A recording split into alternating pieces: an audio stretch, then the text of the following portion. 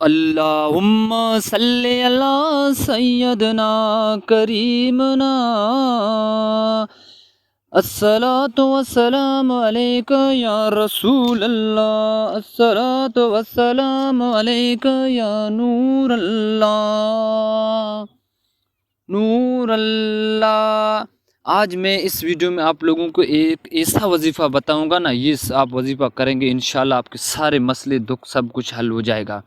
اس وظیفے کا سب کچھ مل جاتا ہے اس عظیم عمل سے۔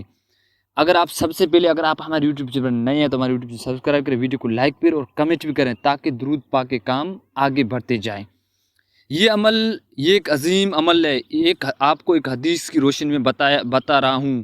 یہ حدیث آپ پہلے بھی کئی بار سنی ہوگی لیکن شاید آپ نے اس حدیث کے راز کو نہیں سمجھا ہوگا۔ اس حدیث کو کئی بار آپ نے علماء کرام سے بھی سنا ہوگا، بڑے بڑے مفتیوں سے سنا ہوگا، لیکن آج اس حدیث کا جو راز ہے میں آپ لوگوں کو بتا رہا ہوں۔ اور جہاں تک کبھی کسی بھی عمل آپ کو یہ عظیم عمل ترین نہیں سمجھائے گا کہ انسان کی بہت سی چاہتے لیکن ہر انسان کی ہر حاجتیں پوری نہیں ہوتی ہے۔ کوئی بھی انسان چاہ کر اپنی حاجتیں پوری نہیں کر سکتا ہے، لیکن جب کوئی اپنی انسان چاہت کی قربان کر دیتا ہے لیکن اللہ تعالیٰ اس انسان کو وہ بھی عطا کر دیتا ہے جو انسان کی اپنی چاہت سے ہے۔ یہ رب ذوالجلال کا قانون ہے۔ یہ عمل کچھ اس طریقے کا عمل ہے۔ عرض کیا کہ یہ عمل ایک حدیث کی روشنی میں بتایا جا رہا ہے۔ حضرت ابن بن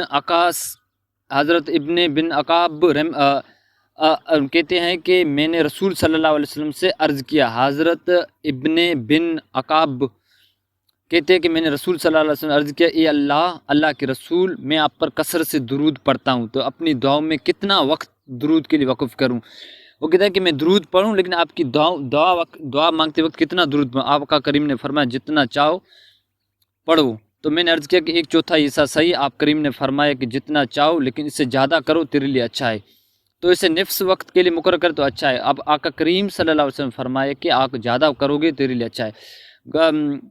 عرض کیا کہ آقا کریم نے حضور پاک صلی اللہ علیہ وسلم فرمایا کہ جتنا چاہو لیکن اس سے زیادہ کرو گے تو اچھا ہے۔ عرض کیا کہ ساری دعاؤں میں اگر میں درود وقف کروں تو اس میں حضور پاک صلی اللہ علیہ وسلم فرمایا کہ تیرے سارے دکھ اور غم سب مٹ جائیں گے۔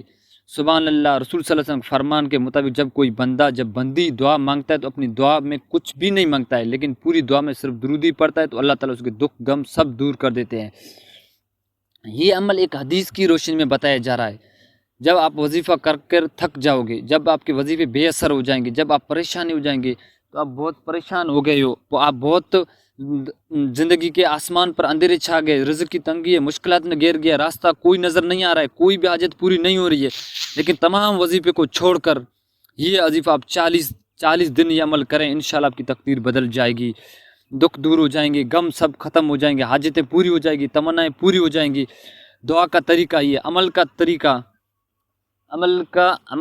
طریقہ یہ کہ نماز فجر کے بعد یہ شروع کر، ہر نماز کے بعد دعا مانگنے کے پوری وقت درود شریف پڑھیں۔ درود شریف کئی بار بھی پڑھ سکتے ہیں، کون سا چھوٹا بھی درود بڑا درود شریف جتنا بھی چاہ سکو پڑھ سکتے ہیں، وہ سب درود، لیکن صرف درود ہی پوری دعا میں پڑھیں۔